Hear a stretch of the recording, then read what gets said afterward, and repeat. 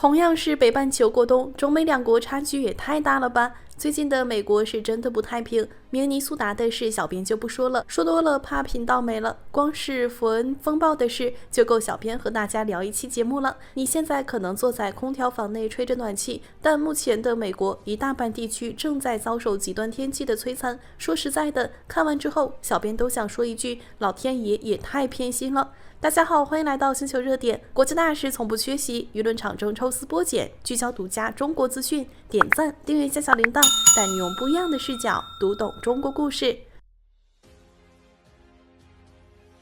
現在的美國簡直是現實版後天片段，紐約郊外積雪厚達3英尺，堪薩斯州的車輛被半米積雪埋成冰疙瘩，想出門得先拿鏟子開條雪隧道，戶外吃口午飯都得爭分奪秒，熱漢堡咬一口硬邦邦，咖啡放3分鐘就凍成冰渣，高速路上結冰路面讓車輛制動失靈，連環追尾事故扎堆，趴窩的卡車從入口排到出口，有司機被困駕駛室12小時，僅靠乾糧和礦泉水續命，直言出門不如在家躺平挨凍。這場風暴有多猛？全美50個州裡30個被波及，近2億居民受影響，23個州緊急進入災難狀態。從東北部的波士頓、芝加哥到西南部的達拉斯、聖安東尼奧，半壁江山被冰雪裹成凍豆腐。更荒誕的是，暴雪還沒到，搶購潮先席捲全美。沃爾瑪裡搶購人群繞貨架排圈，外面等進場的人在繞商場排圈，最長要等2個半小時。牛奶、麵包、瓶裝水被一掃而空。晚到的居民只能扒拉貨架上的洋蔥皮碰運氣，部分商家趁機坐地起價，一瓶礦泉水賣5美元，一包蠟燭標價20美元，溢價5、6倍仍被瘋搶，魔幻程度拉滿。不過，比起物資短缺，更致命的是大面積停電和離譜的漲價潮。截至北京時間1月26日16時，全美仍有81萬戶家庭處於斷電狀態。美國最大電網運營商 PJM 預測，電力生產中斷規模達22.4吉瓦，佔總共電容的16%。密西西比州、肯塔基州遭遇1994年以來最嚴重冰雹，電線桿被積雪壓斷，電線凍成冰條，部分偏遠地區供電要到1月30日才能恢復。為了取暖，美國家庭瘋搶柴油、木材，亞馬遜上的木材價格翻3倍，柴油每加侖突破4美元。有發電機的家庭捨不得久開，沒發電機的只能靠木炭爐取暖。低收入家庭連木炭都買不起，只能裹着厚被子硬扛。而在民眾挨凍時，美國的電力企業卻在瘋狂收割。受暴雪影響，美國12%的天然氣產能停擺。上周日，天然氣單日產量跌至926億立方英尺，創2年新低。雪佛龍位於德州的設施出現倉口凍堵，埃克森美孚關停部分石化裝置，供需失衡直接引爆價格。美國電力現貨批發價平時約200美元每兆瓦時，上周末部分地區飆至3000美元，漲幅高達1400%。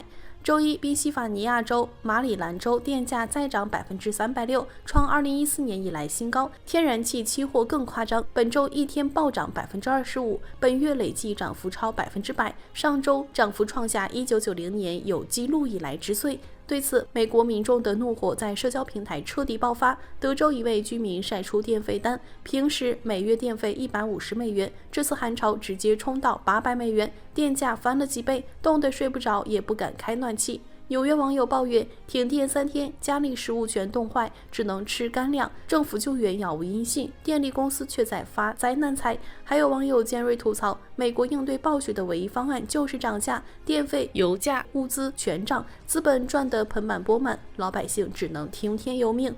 你可能會問，怎麼美國總被暴風雪摧殘？一半是地理短板，一半是資本作祟。從地形看，美國東西兩側是山脈，中間廣袤平原形成了冷空氣高速公路，北極寒流能毫無阻礙南下直達墨西哥灣，沒有任何天然屏障。而中國有天山、秦嶺等東西走向山脈，像一道道防風牆。西伯利亞冷空氣到南方以力竭，這是先天優勢，但絕非美國潰敗的借口。真正的根源是資本主導下的基建擺爛與應急缺失。早在2011年德州暴雪後，美國聯邦能源管理委員會就發布過357頁報告，直指電網缺乏防凍措施，提出明確整改建議。可這份報告被電力企業束之高閣，10幾年過去，電網沒升級，反而在每次災害中靠漲價牟利。如今福恩風暴已致至少25人死亡，路易斯安那州2人死於低溫，紐約至少5人凍亡。隨着暴雪持續，死亡人數還在攀升。據氣象機構 ACCU Weather 預測，這場風暴造成的經濟損失將達1050到1150億美元。摩根士丹利估算，美國一季度 GDP 增速或回落0.5到1.5個百分點，抹去大部分預期增幅。暴雪是公平的，既落在長島富豪的豪宅上，也落在費城流浪漢的帳篷上。只是豪宅的壁爐火旺，帳篷裡的人可能再也等不到雪停。對資本而言，雪總會停，電總會來，花幾千億升級電網應對10年一遇的災害，遠不如趁災漲價划算。底層民眾的疾苦從來不在資本的考量範圍內。看着美國民眾在寒夜裡為電費發愁，咱們更能體會到國內穩定電價的珍貴。一個被忽略的冷知識：21世紀以來，中國居民電價基本沒漲過。2000年國內經濟規模僅10萬億元，2024年增至135萬億元，物價收入翻了好幾倍，可居民用電價格始終穩定在每度0.54元左右。這份堅守不是靠補貼硬撐，而是大國技術與統籌能力的硬實力體現。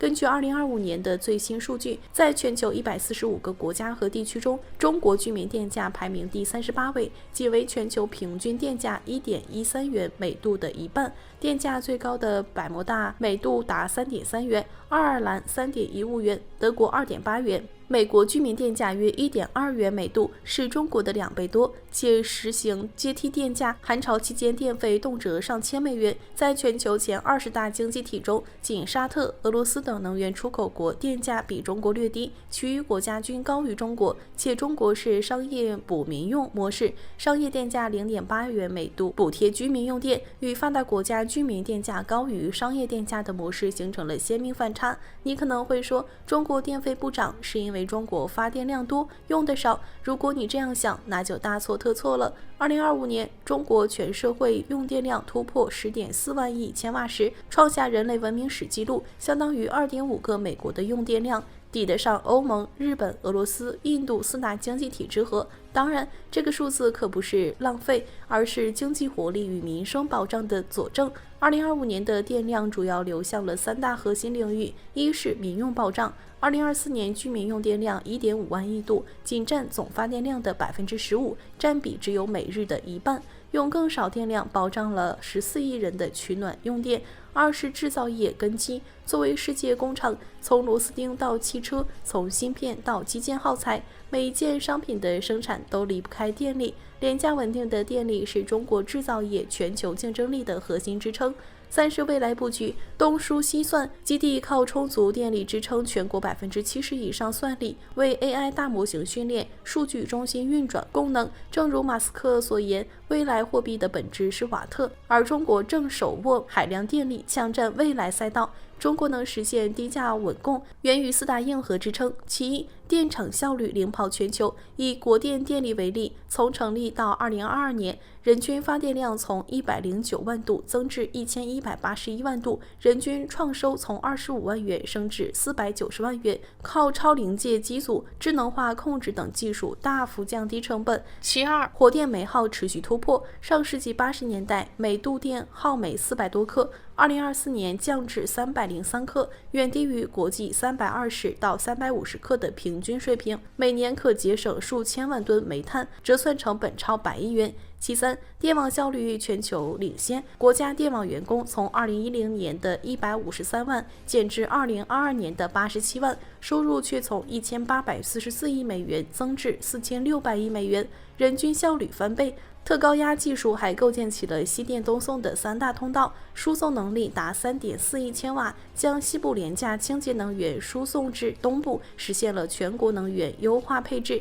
除此以外，中國電網由國家控股，不以盈利為首要目標，而是統籌水電、風電、光伏、火電等不同成本電源，通過交叉補貼實現了全國統一低價。前蘇聯天文學家卡達爾肖夫曾說，文明等級的唯一衡量標準是利用能源的力量。如今人類僅處於0.73級文明，仍在為傳統能源爭奪不休，而中國正靠多元能量布局推動文明進階。10.4萬億千瓦時不是終點，這份穩定低價的電力是工廠的動力，民生的保障，更是民族復興的底氣。中美這場極端天氣下的反差，從來不是運氣差距，而是制度、技術與擔當的綜合較量。中國已經用實力證明，大國崛起的底色永遠是民生的溫度與硬核的實力。好了，今天的內容到這裡就結束了。如果你喜歡小編的影片，還請大家多多點讚轉發，讓更多的人一起見證中國進步。關注我的頻道，這樣既能回顧往期視頻，